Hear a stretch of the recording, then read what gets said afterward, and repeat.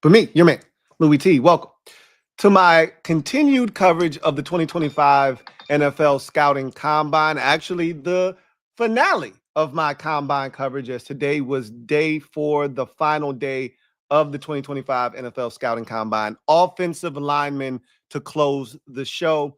And this is an interesting group of offensive linemen if you're just talking about the exterior, the tackles. It's not a very deep draft class. If you want one, you better get one fast while supplies last.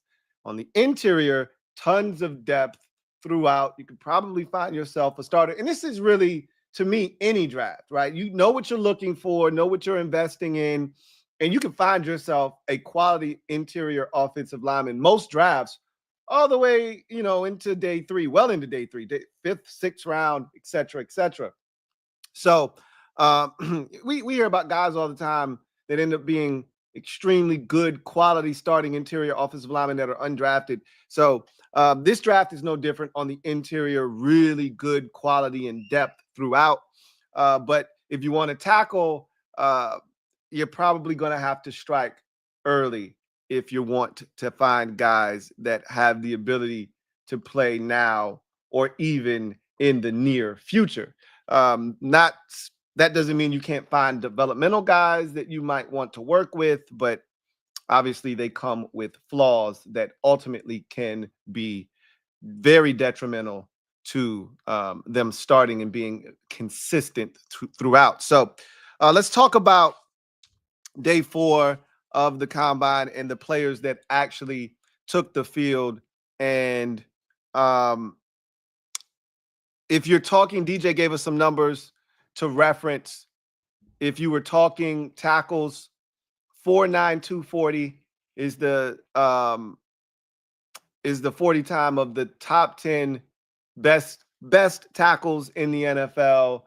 He was using the PFF reference there, which I'm not a big fan of, but such is life.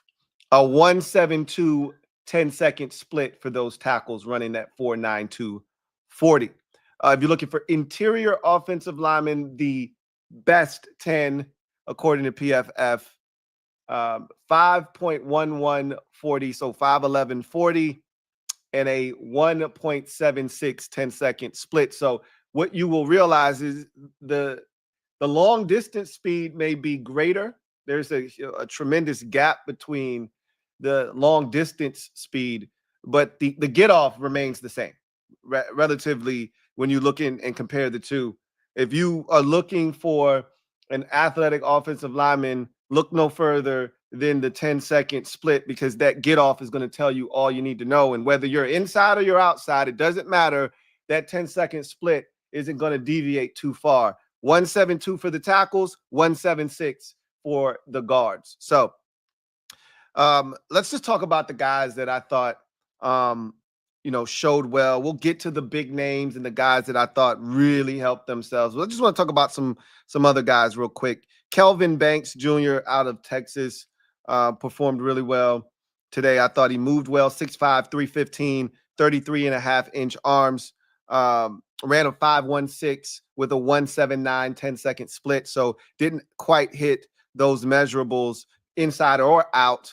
I think he's probably going to be better served kicking inside, but he may be able to hold up outside. We'll see. I don't love his hand placement, but again, another conversation for another day.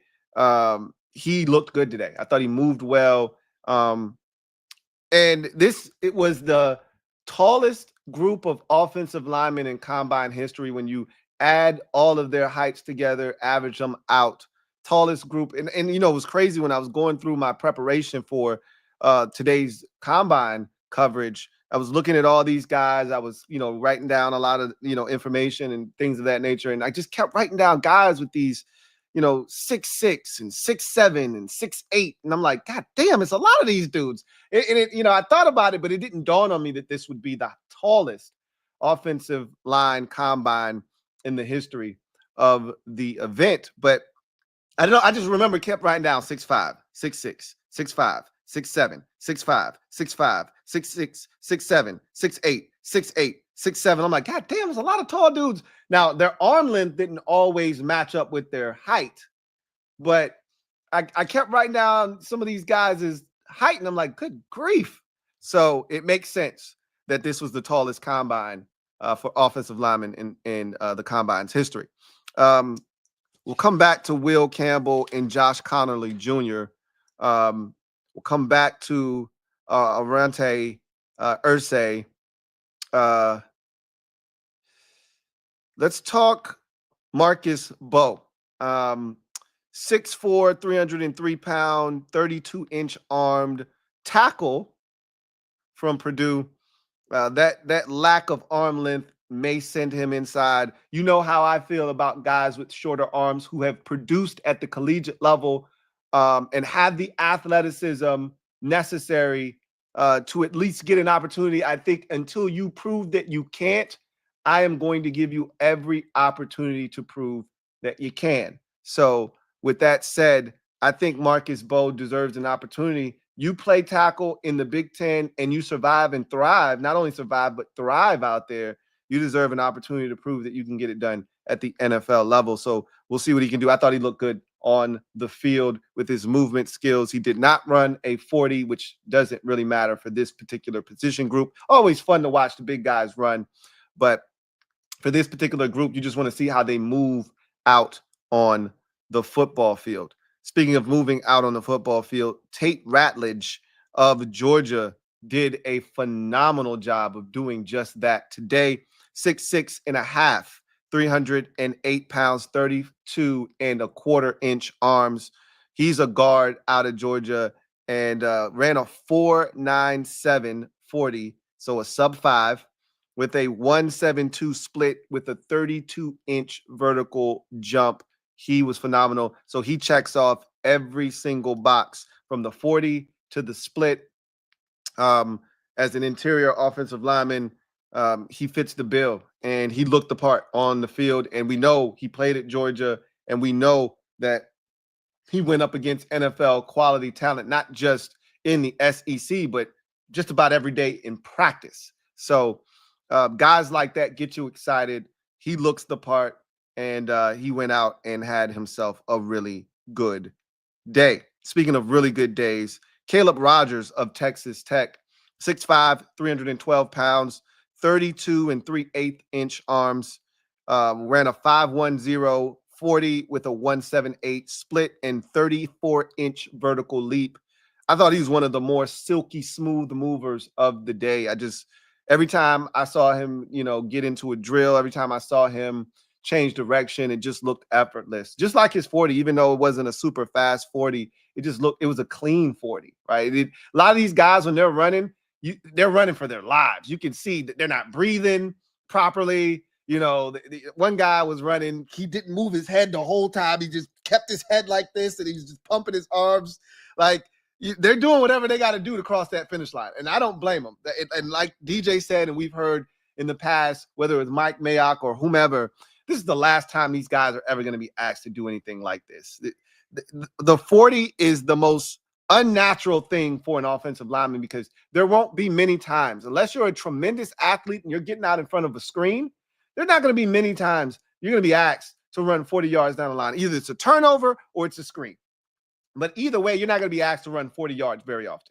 So, which is why the 10-second split is the thing that matters the most for offensive linemen. But to see some of these guys be able to move in the manner that they did, and to watch Caleb Rogers move the way that he moved today, he was really, really good, and a guy that I think really helped himself today. Speaking of really helping yourself, how about Jonah Sivanaya out of Arizona?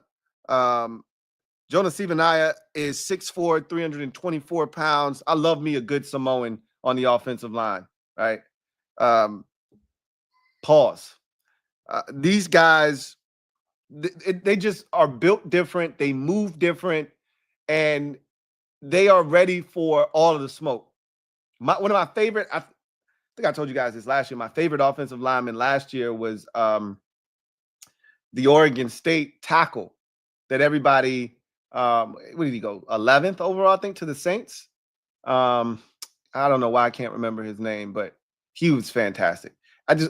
Samoan offensive and defense, like just Samoan players in general, All right, Samoan or Polynesian players, whatever the case may be, they just come with a different mentality, right? They're wired differently.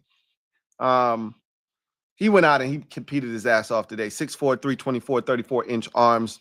Ran a 4.95 40, 1.272 10-second split. So again, he checks off both of the boxes there. I think the tackles was 171. No, 172. So he checked off both boxes. Ran a sub 4.5 40, ran a sub 540. And he was just, again, another one of these dudes who just super smooth out on the field and change of direction, getting out of his stance, pedal, shuffle, kick slide, all of that good stuff. It just all looked good for Jonah Sivanaya out of Arizona. Let's go to Arante Irsay out of Minnesota. I thought athletically, for the combination of height, weight, speed, no one delivered at a higher clip today than Arante Irsay out of Minnesota. 6'6", 331 pounds. Let me say that again. 6'6", 331 pounds, 33 1/8 and an 1/8 inch arms. Ran a 5.01 40 with a 1.75 10-second split. That is phenomenal work at that size. That is ridiculous. He almost broke sub 5 at 6'6", 330. Crazy. The 1.75 10-second split is ridiculous for a dude his size, which means he's getting up out of there. I was blown away. I did not expect him to move that well. And in the drills, I thought he moved really well also. You can tell there's a little, toughness in change of direction. But what do you expect? He's 6'6", 330. I mean, what are we talking about here? The fact that this man can move the way that he does is a testament to his athleticism. He won't last very long. You're in a draft where if you're a team like my favorite team, the Commanders, where you need tackle help potentially, you just want a guy like Arante Irsay or someone of that ilk to just be around, say, in the third round. It ain't happening in this draft, and with the way a lot of these guys ran, they solidified themselves as day one or early day two selections. You're not going to see these guys last to the third round. Hell, sitting there at, I think, 58th overall, a lot of these guys won't be there at 58. Not the ones that you're, looking at and saying, hey, we might be able to start this guy this year if need be, which I don't think we need a starting tackle this year, but next year we will. Not having a pick in rounds 4 through 6 forces you to have to look at some of these developmental guys, which you would have to get in the 7th round. Again, this is why if you're a Commanders fan, you would love to trade back out of 29 and pick up a pick in those mid rounds, which you either want to trade Jonathan Allen and get a 5th or a 6th. I don't need any more 7th round picks. Okay. If it ain't a 5th or a 6th, what are we doing there? How many 7th round picks do you really need? What can you really do with all these 7th rounders, right? I don't need any more. We have 3. That's more than enough. You know how I feel about 7th round picks. So I'm hoping you can find a way to recoup a 5th rounder for Jonathan Allen's services. And then if you could somehow trade out of 29, pick up an additional 2 and a 4, now we're cooking. Right? Anyhow, let's talk about some guys that murdered the combine today. Let's start with Will Campbell, who is in the mix to be the first offensive lineman to hear his name called come April 24th. The 6'6", 319-pound, 34 5/8 inch armed LSU tackle ran a 4.98 40 with a 1.76 10-second split, jumping 32 inches on the vert. He and Josh Connerly, who Connerly 6'5", 311, 33.5 inch arms, Campbell and Mbow, who we'll talk about a little bit later on, joined an elite group of offensive tackle participants in the Scouting Combine's history. since 03, when they started to keep these type of statistics, when NFL Network started to televise this event, only 4 tackles who weigh more than 315 pounds, which Will Campbell weighs 319. Only 4 tackles who weigh over the weight of 315 pounds were able to jump 30 inches or more on the vert and run a sub 540. Those tackles are Mbow, who we'll talk about here, Andrew Mbow, who we'll talk about here or Armand Mimbo, excuse me, Armand Mimbo, Will Campbell, Trent Williams, and what's my guy from Tampa? Tristan Wirfs is the 4th and final guy. So it's an illustrious and elite group athletically. We'll see if those guys live up to the hype that Trent Williams and the standard that Trent Williams and Tristan Wirfs have set for being on that list of elite athleticism at the tackle position. But Campbell we were told he was going to go out and show well athletically, and he did not disappoint. He did fall a couple of times in one of the early drills. I want to say like the first drill they did. I forgot the name of it, where you get up off your back and you got to shuffle and they're telling you which way to go. He fell a couple times there. The first one, he almost did a split, looked a little rough, but he got up, finished the drill and had himself a really good day. I think he's going to be the first tackle off the board when it's all said and done. But, Armand Mimbo is going to make things very interesting. We'll talk about that a little bit later on. But Campbell, I think, solidified himself. Now, the short arms, that's a conversation and a cause for concern. And everyone has their opinion on the arm length conversation. And if you're a team that believes strongly in arm length, that could be a reason why Will Campbell doesn't hear his name called first. But he's going to be one of the first, if not the first, offensive lineman to hear his name called in this draft. And I thought he did nothing to dissuade teams from turning the card in with his name on it within the first top 10 picks. Josh Connolly Jr., I talk about the combine being an opportunity for fringe guys to push themselves up or push themselves back. Tez Johnson, I thought, pushed himself back yesterday with his combine performance. Again, we'll see what he does at his pro day. He can clean all of that up at his pro day, and all will be forgiven, which is why you should take 2 bites at the apple, not 1. However, I also talk about guys having an opportunity to maybe push themselves up from a day 3 pick to a day 2 pick, or a guy take himself from a 3rd round pick to a 2nd round pick, or a guy to take himself from a day 2 pick to a day 1 pick. Connolly was on the fence. Late 1st round pick. I didn't think he'd get out of the 1st round. It's just too many tackle and offensive line needy teams towards the back end of the draft. Kansas City, Washington. I think Buffalo could use some offensive line help as well. Just too many teams on the back end. If the Ravens don't re-sign Ronnie Stanley and he leaves in free agency, the Ravens, you can add them to the list of teams that will need tackle help. There's just too many teams. There's no way a Josh Connolly Jr. gets out of the 1st round. But even if that conversation existed, it doesn't anymore. Matter of fact, his performance today more so speaks to top half of the 1st round, mid-round, 1st round, not late 1st round anymore, where you saw in a lot of mock drafts. And, the early mocks are, just a projection going into the combine.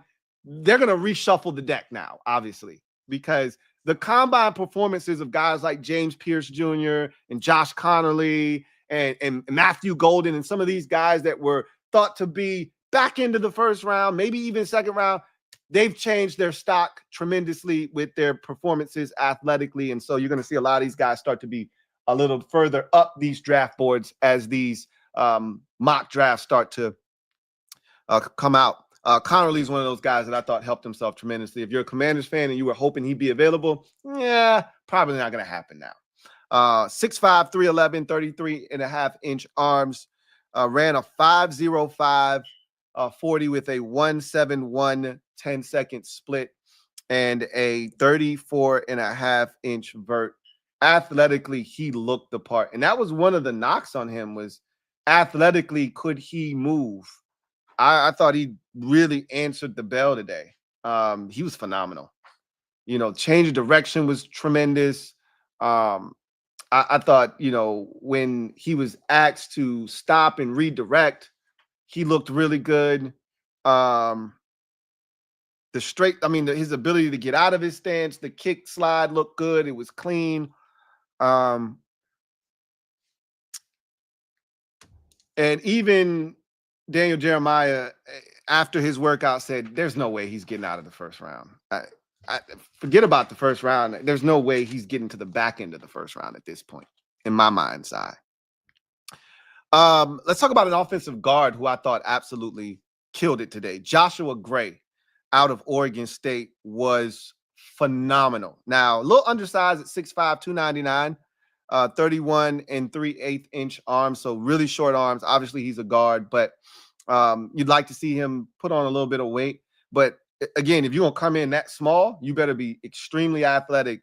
And boy, was he ever. 5'04", 40, 173, 10-second split. I thought looked the lightest on his feet, along with Eli Cox of Kentucky and Georgia's Jarrett Wilson, who we'll talk about a little bit later on. Those three guys, again, all interior offensive linemen. Again, this is a very deep interior offensive lineman draft class. Those were the three guys that I thought looked the lightest on their feet today when moving around in the drills and being asked to pull and things of that nature. Those guys just looked the most fluid, easy movers. Joshua Gray, I thought, was just phenomenal today. So he's another guy that I thought helped himself tremendously. Armand Mimbo, tackle out of Missouri, 6'4", 332 pounds, 33.5-inch arms. He blew the combine up. 4'9", 140 at 332 pounds. Let me say that again. 4'9", 140. This man almost broke a 4'9" and almost ran 4'8" at 332 pounds. 174, 10-second split while jumping 34 inches on the vert. This is a guy that could easily be in the discussion for the first guy to hear his name called. And DJ talked about after this performance at the Combine, he's in that conversation. He's in the discussion for being one of the first offensive linemen selected in this draft. This isn't, like he said, a draft last year where it felt like Joe Alt was the standard and everyone was kind of chasing him and he would be the first guy to hear his name called in the draft, which was the case.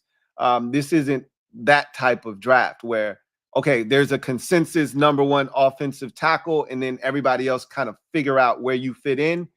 There are a number of guys kind of jockeying for position as to who will be 1, 2, 3, 4, et cetera, et cetera. This is really a beauty is in the eye of the beholder type of offensive lineman draft, especially with Josh Simmons being out, who we'll talk about here in a bit. But Armand Mimbo really made the conversation for the first offensive lineman selected in this draft. Very interesting with his performance today. He moved extremely well. He's a powerful guy. He was a right tackle at Missouri. I don't think he's going to be kicked inside, not with that athleticism that he put on display today. A lot of times when you don't have the longest arms in the world, and he kind of carries a guard frame at 332 pounds. That's a pretty heavy tackle. You got to be able to move, but he can. He showed that today. So when you're that heavy, generally you got heavy feet. You're a waist bender. You don't change direction well. That's why you got to kick him inside, right? Can't operate in space at that size.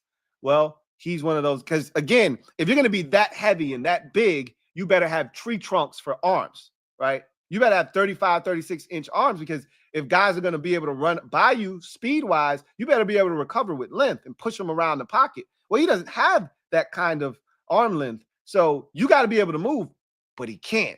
And that's why he's going to get an opportunity to stay outside. He was phenomenal today. And again, he's thrown his hat in the race to be the first offensive lineman to be drafted in the 2025 NFL draft. Let's talk about two guys that also helped themselves tremendously. Jarrett Wilson out of Georgia, 6'3", 310 pounds, 32 and 3/8 inch arms, ran the fastest time of any offensive lineman in the draft this year, 4.8440 with a 1.72 10-second split, jumped 32 inches on the vert just for good measure. He's another guy that really killed it athletically. Again, that's what you expect from a lot of these interior guys who I told you this is a really deep interior draft class of offensive linemen, and a lot of those guys were the ones that were easy movers today. None more so than Jarrett Wilson. Incredible day for him, and we'll see what that nets him in terms of draft stock. He feels like a guy that could be gone in day 2 now, right? Because generally with centers, unless you're an elite center, teams specifically have to be looking for a center, right? Because you always feel like I can get a center down the road, right? But if you're elite and I need one, second round is usually the sweet spot for centers. If you need a center, you grab one in the second round. If a guy's really good, that's where it kind of feels like Jarrett Wilson's going to be somewhere in day 2 with this performance. But Gray Zabel was one of the stars of the show today. Did not run a 40. That was the only thing he didn't do. Had he done that, and he probably would have done a really good job of it. They said that he had strained his hammy at the Senior Bowl, and that's why he didn't run. I'm fine with it. Whatever is the situation, he did everything else. He jumped 36.5 inches on the vert, which tells you he's probably going to test well athletically had he run. There's no reason for him to run a 40 at his pro day. We don't care how fast you are. He's going in the first round because he can play all 5 positions. That is a rarity in today's NFL. Generally, if you're an interior offensive lineman, we expect you to be able to play all 3 interior positions if you have positional versatility, right? But rarely is it a tackle that you ask to be able to play center. You ask a tackle, can you play both tackle positions? And if need be, can you kick inside the guard? Usually the answer is yes. Rarely do you ask a tackle to kick all the way inside to center, like Graham Barton, for instance, last year was a guy that could play all 5 positions, was a tackle at Duke, but a lot of people thought he'd kick inside, ultimately played center for the Buccaneers, who drafted him, I believe, last year in the 2nd round, or matter of fact, I think they might have drafted him in the 1st round last year. So here's another guy cut from that same kind of cloth of a Graham Barton last year. Gray Zabel, 6'6", 312 pounds, 32-inch arms out of North Dakota State. He killed it today. Again, one of the best movers of the day at his size at 6'6", his height. A lot of the guys that moved extremely well, 6'3", 6'4", 6'2". Talked about Jarrett Wilson, he's 6'3". I talked about Eli Cox, he's 6'4". Joshua Gray, 6'5", so he was the exception to the rule, but a lot lighter at 299. He was an excellent mover today. But Gray Zabel moved extremely well at 6'6". Change of direction was flawless. For a guy his size, usually they struggle with bending at the knees. They usually bend at the waist. He had no issues bending. He had no issues transitioning. He had no issues changing direction, redirecting. Everything looked really good. And I can't see a way where this guy gets out of the first round with his positional flexibility. No way. So that was the offensive line day in a nutshell for me. I do want to have a brief conversation around Josh Simmons, the Ohio State tackle that, if he were healthy, would probably be the consensus number 1 tackle in this year's draft, but he's not completely healthy. Had an injury. I forget the actual injury. It was a pretty significant one, though. And Rap Sheet talked about how teams view him, because generally when a guy can't work out during the draft process, it hurts his draft stock. Teams are unwilling. Oftentimes, I think the last guy, and he really hurt guys in this position's draft status moving forward. The last guy to get drafted injured throughout the draft process in the first round where you figured he may not be ready, to start the season, yada, yada, yada, that I can remember in the first round was when the Eagles took the Washington corner. I can't remember his name, but I remember the Eagles taking that Washington corner. I think it was something Sydney or Sydney something. I can't remember his name, but I can remember his face, and I remember the draft. And they took him, and he may have played in his rookie season. He may not have played in his rookie season. They knew he was not going to be ready, but they had the luxury of taking a guy that they knew wasn't going to be ready. And it didn't turn out well for him. It didn't turn out well for them. And I think after that, you saw teams kind of veer away from guys who are injured, may not be ready for the start of the season, can't help me right now. Because when you get a first round pick, you want that guy to be able to come in and impact your team right away. I liken first and second round picks to Christmas gifts that you get on Christmas Day that you want to be able to unwrap and play with right now. I don't want to have to wait for batteries because you didn't buy any. I don't want to have to assemble this toy. I just want to open it up and I want to be able to play with it right away. And that's how teams kind of feel about players in the first round. And so I think it was Sidney Jones, I think his name was, if I'm not mistaken. You don't see teams take guys that's what happened last year with the corner the Eagles took in the second round, right? That's what happened with him. That was a first round talent and everybody knew it. But he was hampered and really couldn't work out. I think he might have had some private workouts towards the end of the draft process, but by then teams had already kind of made up their mind as to what they were going to do. So he fell to the second round. It was good for the Eagles, obviously. He was fantastic in his rookie season, had a pick 6 in the Super Bowl.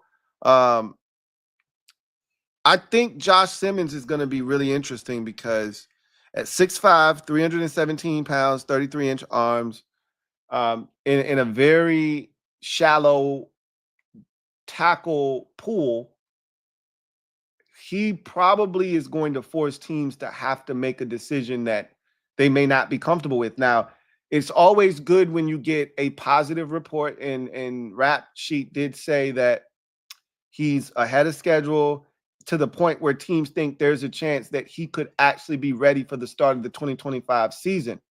That sounds great, but we'll see, where he is in the process as you get closer to the draft. Teams will obviously be meeting with him with their top 30 visits that they have, and they'll want the medical, and they'll try to get an update, as you get closer and closer to see where he is.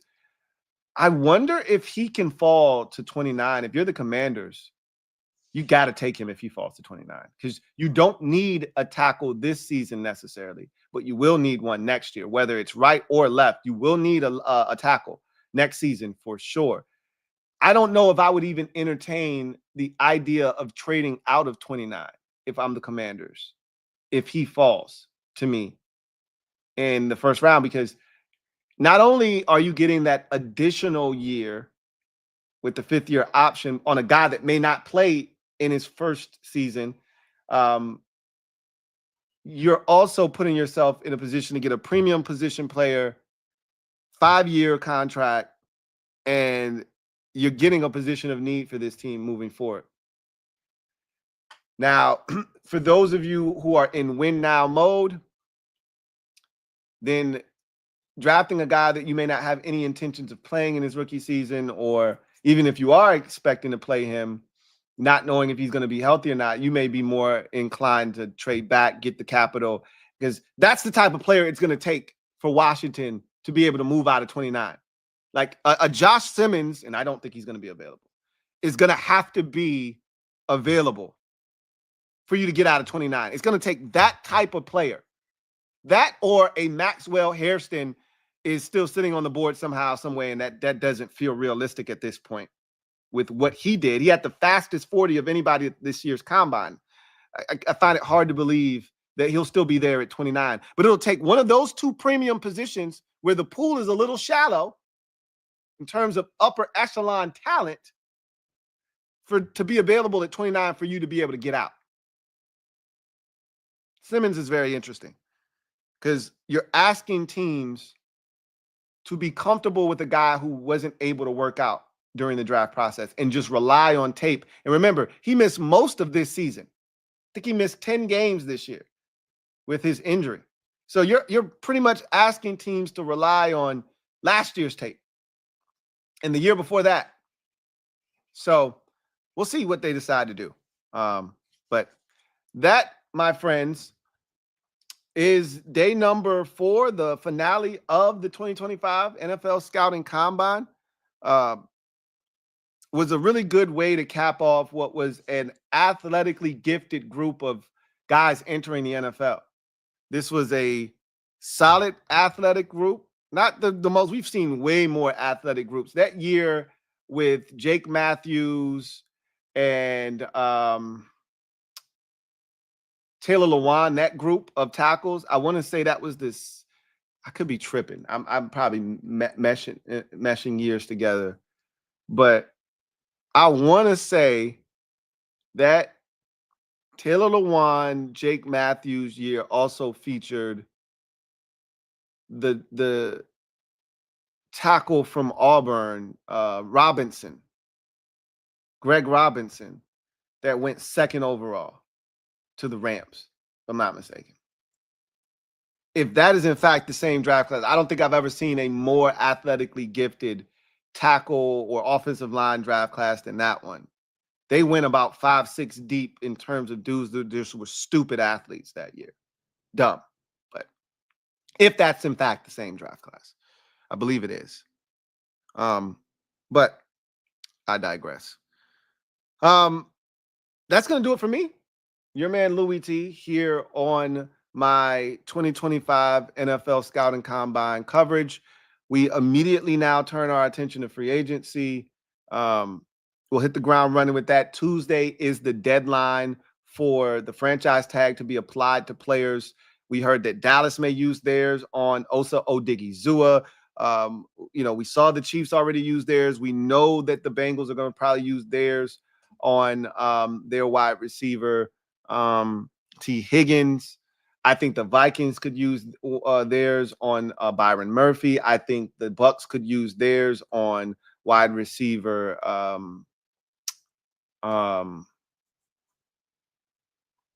Chris Godwin.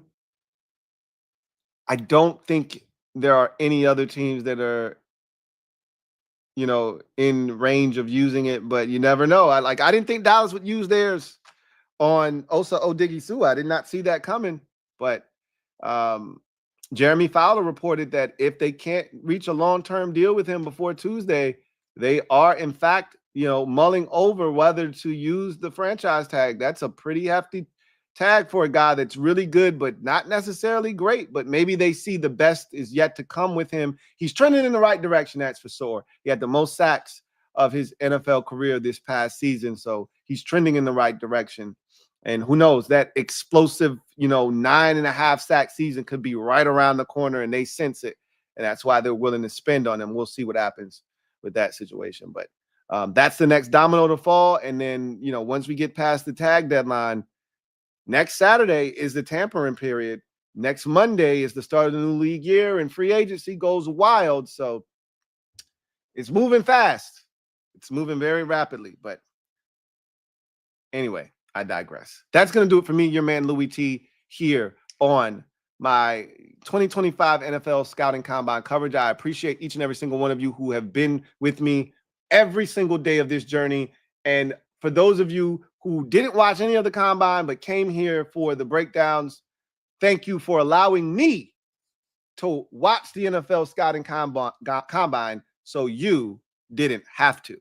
Until next time, I'm your man Louie T signing off. You guys have a good one. Take care. God bless. Enjoy the rest of your weekend. Good night.